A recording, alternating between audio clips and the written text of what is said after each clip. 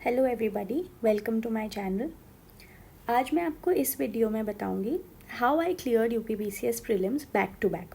मैंने 2023 में first attempt दिया था और प्रीलिम्स में 130 मार्क्स स्कोर किए थे, जो मेरे हिसाब से कट ऑफ से डिसेंटली ऊपर है। और 2024 में भी मैंने फिर से प्रीलिम्स दिया था और इस बार के मार्क्स तो अभी नहीं आए, बट मैंने क्लियर कर लिया था। तो इसके बाद में हम मेथडोलॉजी देखते हैं। मेरी एक प्रॉपर मेथडोलॉजी है जिससे मैं प्रीलिम्स क्लियर करती हूँ और कंफर्टेबली क्लियर हो जाता है। ठीक है, इसके कुछ पिलर्स हैं। फर्स्ट ऑफ ऑल तो आपका हार्डवर्क तो इरिप्लेसेबल है। आपको हार्डवर्क तो करना ही है, जिसमें आप अपना कोर का कुछ स्टडी मटेरियल है जो आप फॉलो करते हो, आपके कुछ सेल्फ नोट्स होंगे जो आपको पढ़ने ही हैं। जब आपका ये पार्ट थॉरोली हो जाएगा, उसके बाद में आप में कॉन्फिडेंस आ जाएगा। जब आप अपने मटेरियल में कॉन्फिडेंट फील कर रहे हो, यहाँ तक तो आई थिंक कॉन्फिडेंस फिर भी उतना नहीं आता, बट आप यहाँ तक कर लेता है इंडिविजुअल। एक अच्छा एस्पिरेंट हार्ड वर्किंग होता है, उसके स्टडी मटेरियल भी होते हैं, नोट्स भी बना लेता है, पढ़ भी लेता है, बट उसके बाद भी प्रीलिम्स अटक जाता है, बार बार अटक जाता है।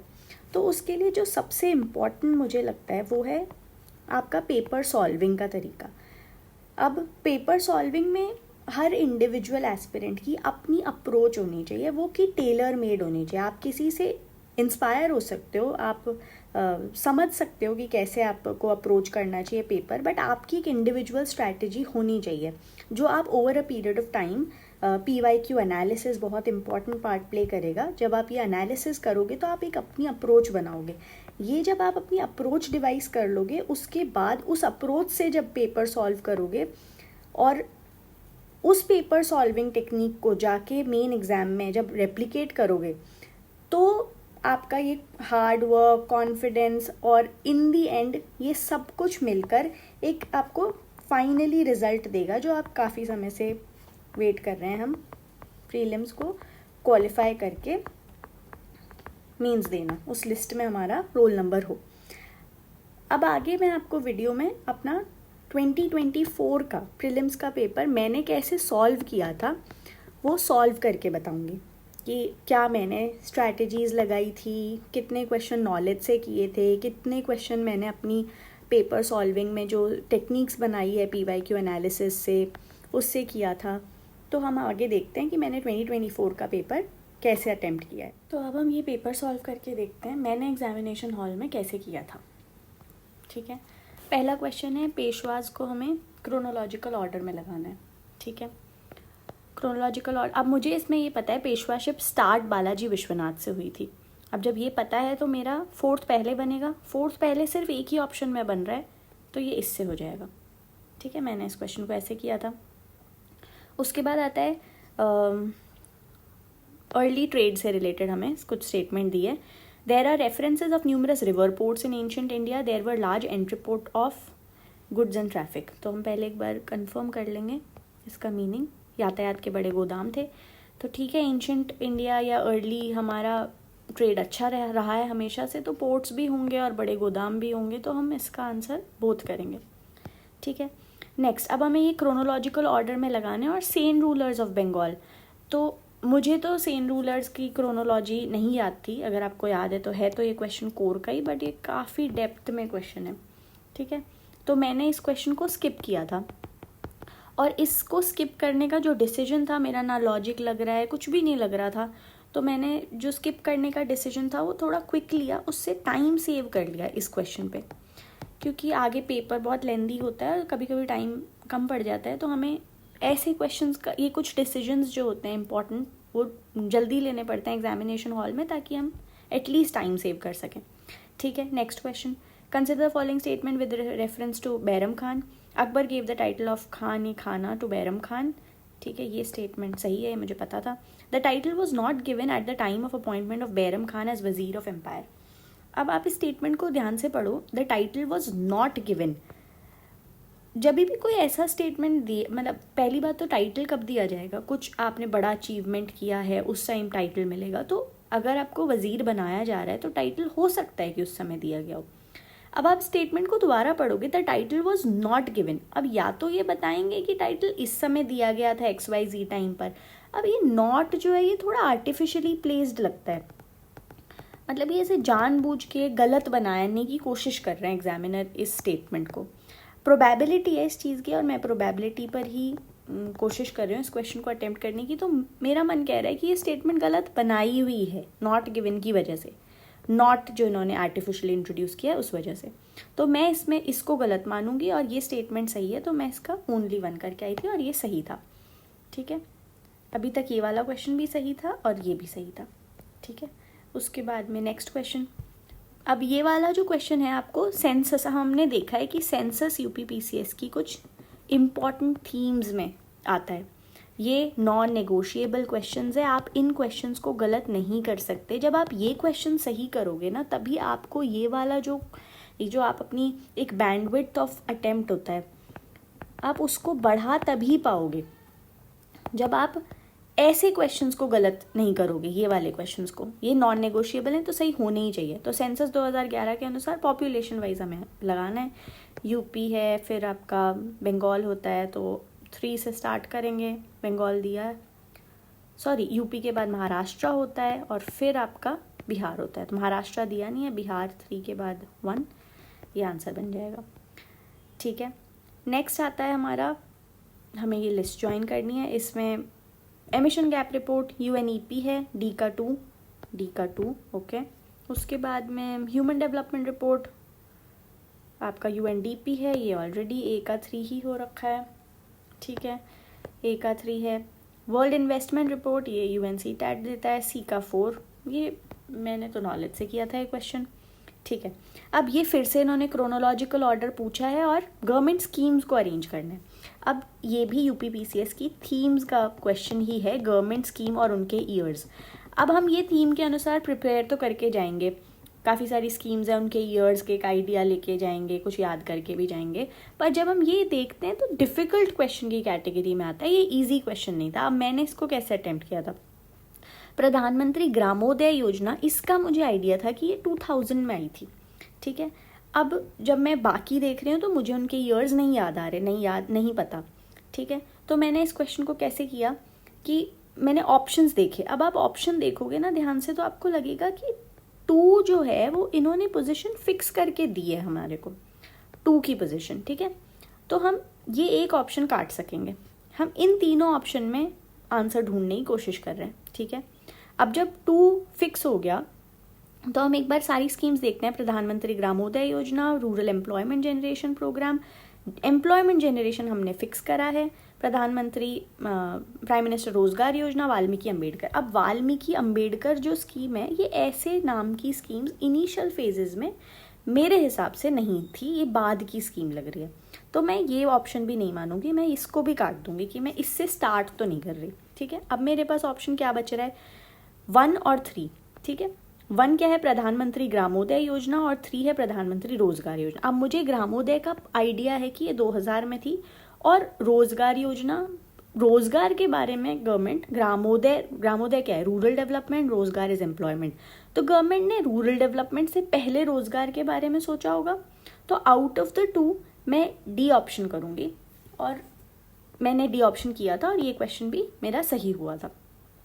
तो मेरे पास इसमें लिमिटेड नॉलेज थी, मैंने कुछ लॉजिक लगाया, कुछ क्वेश्चन के ऑप्शंस जैसे फॉर्म होते हैं उसको देखा और उस तरीके से ये क्वेश्चन किया। ठीक है, नेक्स्ट क्वेश्चन पे आते हैं। ऑथर्स हैं, उनकी बुक्स है। अब इसमें मुझे एडम स्मिथ का पता है, ये वेल्थ ऑफ नेशन इनकी है, बट इन्होंने हमें ऑप्शन दिया ही नहीं, D को 4 ऑलरेडी फिक्स कर दिया इन्होंने। ठीक है, नेक्स्ट मुझे इनमें से सिर्फ गुरनार मिर्डाल के बारे में पता था, जिन्होंने एशियन ड्रामा बुक लिखी है, ये मुझे इन्फॉर्मेशन थी, और ये पावर्टी वगैरह के बारे में बात करते हैं। ठीक है, तो अब मैं ये पढ़ूंगी कि मैं गुरनार मिर्डाल को किससे ज्वाइन कर सकती हूँ। Economic theory and under developed region, strategy of economic development, strategic factors in economic development. इसमें मुझे एक अंडर डेवलप्ड रीजन्स दिख रहा है, तो मैं ट्राई करूंगी अगेन कि मैं गुरनार मिर्डाल को अंडर डेवलप्ड रीजन से कर देती हूँ।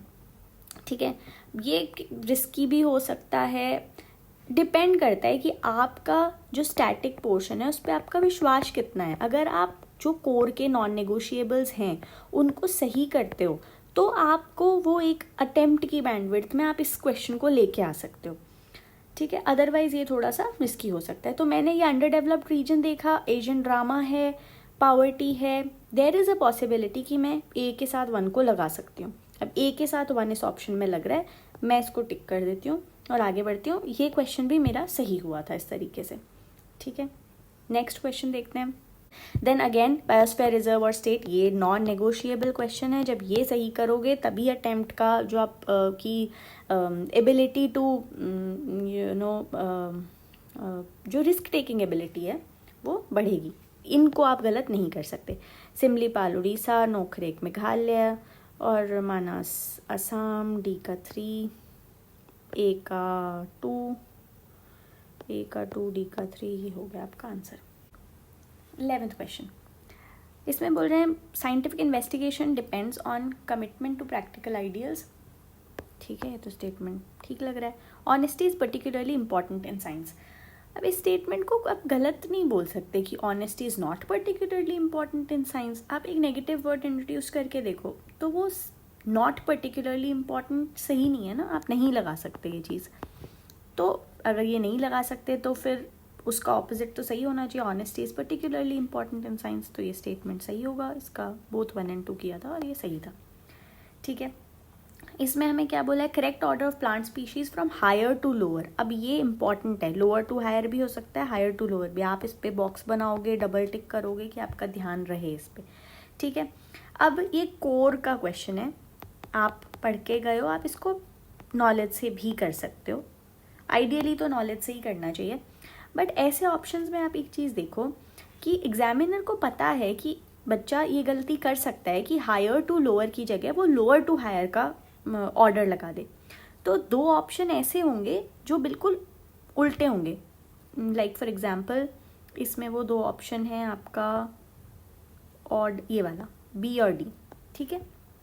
बी और डी उल्टे लगे हुए ऑप्शन है, order class phylum plant kingdom phylum class order, ठीक है। इन दोनों ऑप्शंस में से एक आंसर हो सकता है, तो मैं इन दोनों ऑप्शंस में से देखती हूँ। अब आप एक चीज़ देखो, हायर टू लोअर लगाना है तो प्लांट किंगडम एक बड़ी चीज़ होगी और उसके अंदर फाइलम क्लास ऑर्डर हो सकता है। ऑर्डर बड़ी चीज़ नहीं होगी, प्लांट किंगडम बड़ी चीज़ होगी, तो मैं इसके अंदर ये करूँगी। वैसे आइडियली आप इसको नॉलेज से करोगे, अगर बाई चांस आप नॉलेज में लैक कर रहे हो और आपको देखना है कि ऑप्शन कैसे बने हुए, इसीलिए ऑप्शन की फॉर्मेशन पे हमेशा ध्यान देना चाहिए। और ये जब आप PYQs प्रैक्टिस करते हो, उस प्रैक्टिस के टाइम पे आप देखते हो कि एग्जामिनर कैसे ऑप्शंस बनाता है, कहाँ से वो गलती, उनको भी पता है कि स्टूडेंट क्या गलती कर सकता है। हो सकता है वो लोअर टू हायर अरेंज कर दे, ईस्ट टू वेस्ट में वेस्ट टू ईस्ट अरेंज कर दे। तो इस तरीके से हम थोड़े ऑप्शंस को स्टडी करना चाहिए। तो ये क्वेश्चन मैंने ठीक किया था। आगे जस्टिस पार्टी के रेफरेंस में पूछा है। अब जस्टिस पार्टी एज सच तो हम उतना डेप्थ में नहीं पढ़ते, बट हाँ हम कास्ट मूवमेंट्स और ये चीज़ें पढ़ते हैं, तो ऐसा नहीं कि हमने बिल्कुल कुछ भी नहीं पता होता, कुछ आइडिया होता है, ठीक है।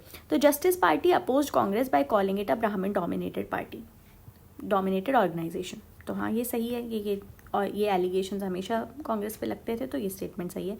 It claim the same communal representation for non Brahmans as Morley Minto reforms had given to Muslims. तो ये भी एक कॉन्टिन्यूस डिमांड थी जब ये सोशल जस्टिस मूवमेंट चल रहे थे। तो ये ऐसा नहीं है कि ये स्टेटमेंट सही हो ही नहीं सकता, देयर इज़ अ चांस कि ये स्टेटमेंट सही हो सकता है। बट मेरा क्या रहता है कि मैं जब ऐसे ये 1 और 2 वाले ऑप्शंस, ऐसे वाला ऑप्शंस होते हैं, तो मैं देखती हूँ कि अगर एक स्टेटमेंट में कहीं पे कुछ फैक्ट दिया हुआ है, तो मेरा होता है कि एक स्टेटमेंट सही बना रहा है एग्जामिनर और एक कोशिश कर रहे हैं वो गलत बनाने की। अगर यहाँ कहीं पे कुछ फैक्ट होता तो मैं उस फैक्ट वाली स्टेटमेंट को काटने की कोशिश करती कि देयर इज़ अ पॉसिबिलिटी कि वो फैक्ट गलत बना दे। बट यहाँ पे कोई ऐसे फैक्चुअल इन्फॉर्मेशन नहीं है कि justice party so and so year में बनी थी, सो एंड सो ने फाउंड करी थी, ऐसा कुछ नहीं है। ये दोनों स्टेटमेंट्स प्रोबेबल स्टेटमेंट्स हैं और ये मुझे सही लग रही हैं, तो मैं इसका 1 और 2 करूँगी। मुझे इनको कट करने की कोई वजह नहीं मिल रही और ये मेरा सही था, ठीक है। अब workers and peasant party, again ये उसी तरीके का क्वेश्चन है, ऐसे ऑप्शंस वाला। देखते हैं। Worker peasant party was formed in 1927 and was given the form of an all India organisation. Objective of this party was to work within the Congress so that it could be made a more revolution inclined party and an organization of common people. Okay, अब इसमें ये वाला जो statement है, objective of the party was to work with in the Congress, ठीक है, ये statement there is a possibility again कि ये सही हो सकता है. There were parties which were working with in the Congress and उनका एक अलग इंक्लिनेशन था जिसको वो परस्यू कर रहे थे, but with in the Congress pursue कर रहे थे. तो देयर इज़ अ पॉसिबिलिटी कि ये स्टेटमेंट सही हो, ठीक है. अब यहाँ पे ये फैक्ट आ गया. एग्जामिनर जब क्वेश्चन सेट करने बैठा है तो मुझे लगता है एक टेंडेंसी रहती है उनकी कि वो एक स्टेटमेंट गलत बनाने के लिए बैठे हैं वहाँ पे. सही तो क्या है, कॉपी पेस्ट करा, सही स्टेटमेंट है, सारे ऑप्शन सही हो गए. वो एग्जामिनर ने क्या किया, कुछ ईयर में चेंज कर सकते हैं ये. तो मैंने यहाँ देखा कि ये फैक्चुअल चीज़ पूछ रहे हैं तो चांस है कि ये गलत हो सकता है. मुझे ईयर नहीं पता था इसके में, मैंने इसको गलत करा, ये स्टेटमेंट को सही करा, ये मैंने किया था और यही आंसर है इसका, ठीक है. तो next question, consider the following events and arrange them in chronological order. Again chronological order. अब ये हमारे कोर का क्वेश्चन है और सही हो सकता है, होना तो चाहिए. मतलब मेरे जो नोट्स हैं उनके अंदर, अब वो नोट्स मैंने इतनी बार पढ़ लिए कि मुझे एक पिक्टोग्राफिक मेमोरी भी हो गई. ये पता है कि 1866 में बना है, इसके 10 साल बाद बना था इंडियन एसोसिएशन ऑफ कैलकाटा जो 1876 होता है. अब मुझे ये इतना अरेंजमेंट पता है, ठीक है, कि एक सबसे पहले आएगा, एक सबसे पहले 3 ऑप्शन में ये ऑप्शन कटा, ठीक है. इंडियन एसोसिएशन ऑफ कैलकाटा इसके 10 साल बाद बना है 1876 में. इनके हिसाब से either it can be at the 3rd place और इंडियन सोसाइटी बाद में हो सकता है, या फिर ये लास्ट प्लेस पे हो सकता है, ठीक है. अब मैंने जो मेरे नोट्स है इस टॉपिक के, उसकी एक पिक्टोग्राफिक मेमोरी मेरे दिमाग में है. सबके ईयर्स तो मुझे याद नहीं है, बट वो मैंने क्रोनोलॉजिकल ऑर्डर में ही बनाए हुए नोट्स है. तो उसकी पिक्टोग्राफिक मेमोरी में मुझे ये याद आ रहा है कि ईस्ट इंडिया एसोसिएशन आता है, उसके बाद इंडियन एसोसिएशन ऑफ कैलकाटा आता है, बीच में कहीं पे इंडियन सोसाइटी भी आता है, ठीक है. अब उससे मुझे ये आइडिया लग रहा है कि मैं इंडियन सोसाइटी को, जो 3rd यहाँ पे है, इसको मैं इससे पहले रखूँगी, ठीक है. इंडियन एसोसिएशन से पहले इंडियन सोसाइटी रखूँगी, तो मेरा ये ऑप्शन कट रहा है. अब मैं इन दोनों ऑप्शंस में हूँ. मुझे इसके बारे में कोई आइडिया नहीं है, ठीक है, बट मुझे ये पता है कि ये मैं सबसे पहले रखूँगी आपका इंडियन ईस्ट इंडिया एसोसिएशन, सबसे लास्ट में इंडियन एसोसिएशन, और इंडियन सोसाइटी मेरा कहीं पे बीच में आएगा. अब इन दोनों में मैं, डिपेंड करता है आप ये रिस्क लेना चाहते हो. मैं 50-50 पे हूँ, तो मैं 50-50 की रिस्क लूँगी. और मैंने इसमें क्या किया था, मैंने इसका आंसर किया था ये वाला 1324, जो कि मेरा गलत हो गया था, ठीक है. तो समटाइम्स गलत भी होता है, हमेशा सही हो, ज़रूरी नहीं है.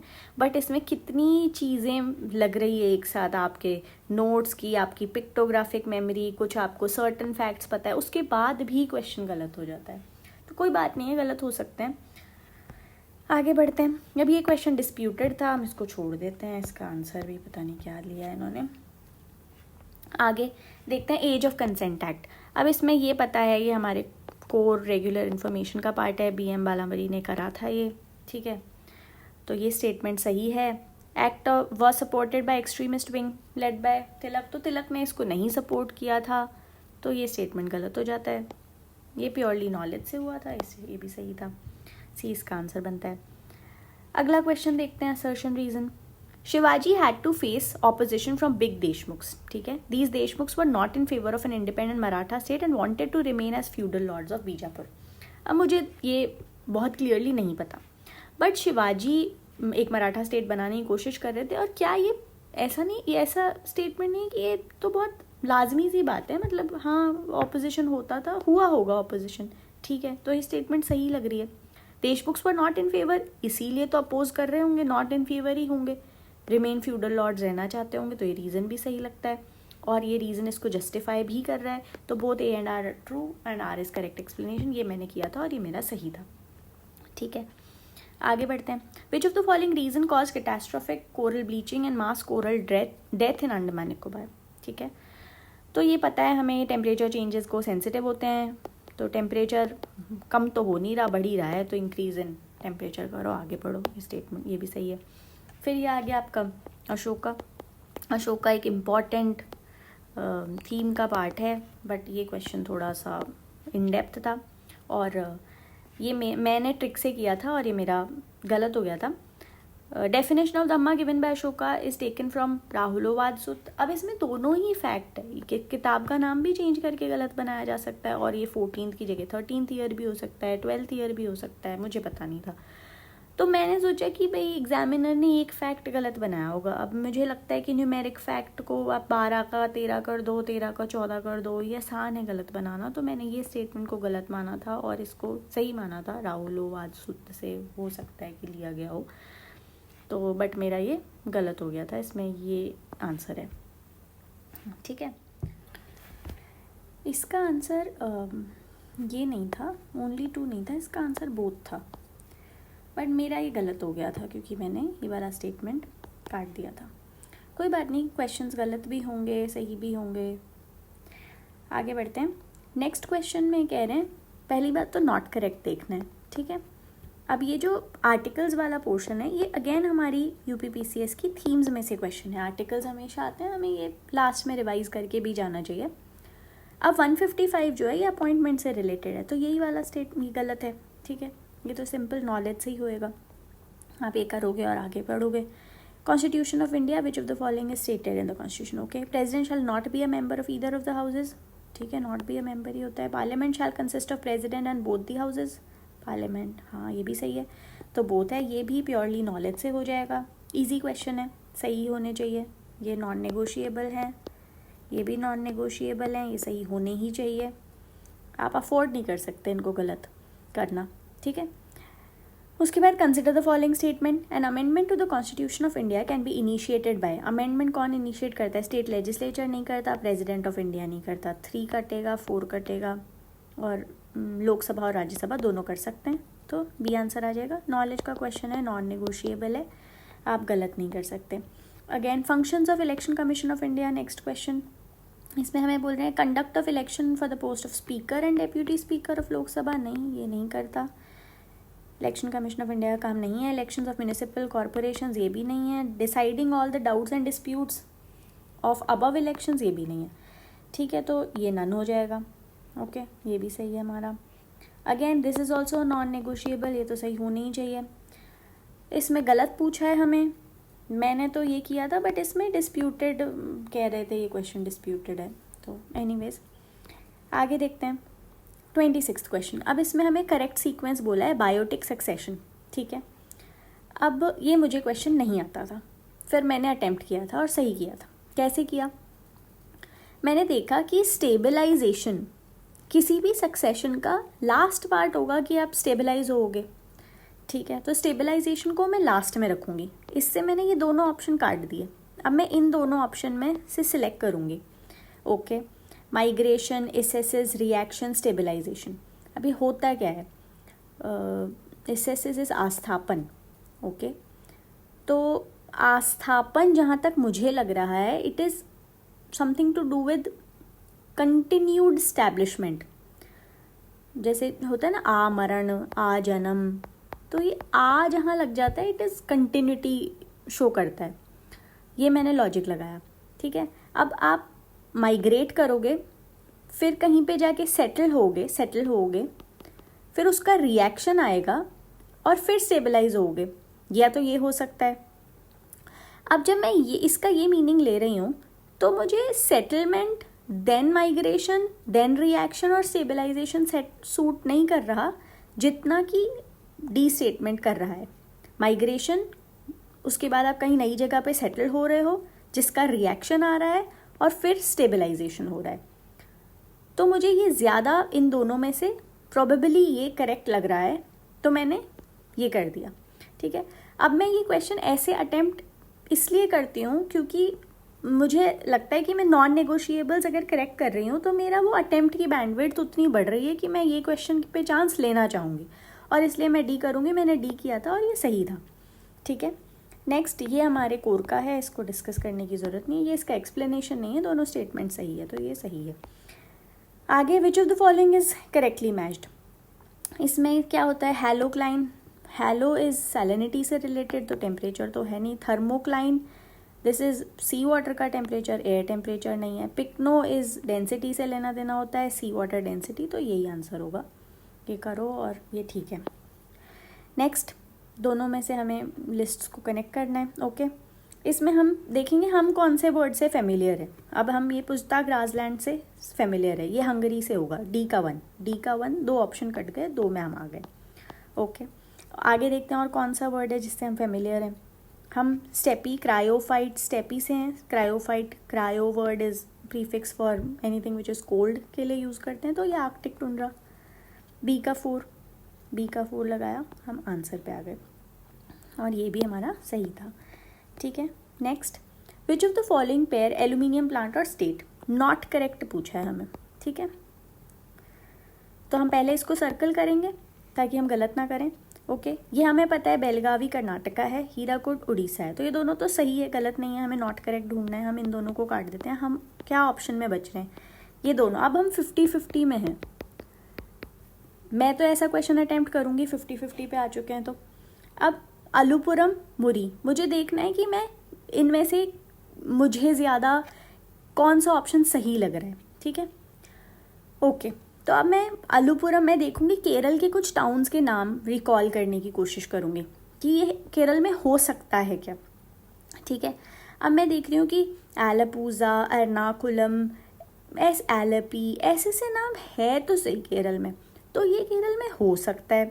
अब मैं मुरी देख रही हूँ, छत्तीसगढ़। मुरी ऐसा सा नाम है, मतलब बहुत ही हिंदी नेम है, झारखंड भी हो सकता है, एमपी भी हो सकता है। तो मुझे ऐसा लग रहा है कि इसके गलत होने के चांसेस थोड़े से, मुझे इसमें झारखंड की ऐसे लग रहा था कि झारखंड में हो सकता है मुरी, मुझे एग्जैक्टली नहीं पता था। तो मैंने ये, क्योंकि मैं 50-50 पे हूँ और मैं ये रिस्क लूँगी, तो मैंने इसका नॉट करेक्ट में सी किया था और ये मेरा सही हुआ था। ठीक है, आगे अगेन नॉन नेगोशिएबल क्वेश्चंस आ गए। आपको ये सही करोगे तभी इन पे कुछ आप कोशिश करने का भी मौका मिलेगा, ये गलत तो फिर आप नहीं इतनी रिस्क ले सकते। ठीक है, विच ऑफ द फॉलोइंग पे नेशनल पार्क नॉट करेक्ट है। अगेन सर्कल बनाओ, डबल टिक करो, ये चीज़ देखनी ही देखनी है। तो पिन वैली हमें पता है हिमाचल प्रदेश में, यही गलत है, तो इसको करेंगे, आगे बढ़ेंगे। ठीक है, नेक्स्ट देखते हैं, Himalayas are still rising, assertion. ठीक है, reasoning, Indian tectonic plate is colliding with the Eurasian plate, ये पता है, सही रीज़न है। ओके, आगे बढ़ो, ये भी ध्यान से देख लेना चाहिए, ये थोड़े से अरेंजमेंट क्वेश्चंस में कर देते हैं, कहीं पे ए को इधर लिख देंगे, कहीं तो देख के करना चाहिए। ठीक है, ये सही हो गया। आगे बढ़ते हैं, लिस्ट 1 टू लिस्ट 2 कनेक्ट करना है। इसमें हम एनर्जी रिसोर्सेज पढ़ते हैं, तो हमें पता है तत्तापानी छत्तीसगढ़ में होता है। आप सी का 2 आपको ये पता है, आप आंसर पे सीधे आ जाओगे। एग्जामिनर भी कुछ क्वेश्चंस देखने में ये डिफिकल्ट लग सकता है, बट सॉल्वेबल होते हैं। ऑप्शंस काफ़ी सॉल्वेबल था इसका, तो आपको अगर तत्तापानी 2 पता है तो आपका हो जाएगा, तो ये ऐसे सही हुआ। आगे देखते हैं, अपर बारी दोआब, हमें कनाल्स को रिवर्स से लगाना है, तो गुड़गांव से यमुना तो सबसे पहले कनेक्ट करो। सी का 2 करा, आप 2 ऑप्शन में आ गए, ये कटेंगे ही कटेंगे। ठीक है, अपर बारी दोआब जो है, अब बारी क्या है, ब्यास और रावी। ठीक है, सतलज तो कोई लेना देना नहीं है, तो ये कटेगा। अब ये ऑप्शन में तो सतलज, रावी, ब्यास, बारी दोआब का सतलज से कोई लेना देना नहीं है, तो हम ए को 4 से जोड़ेंगे, सी करेंगे, यही आंसर है।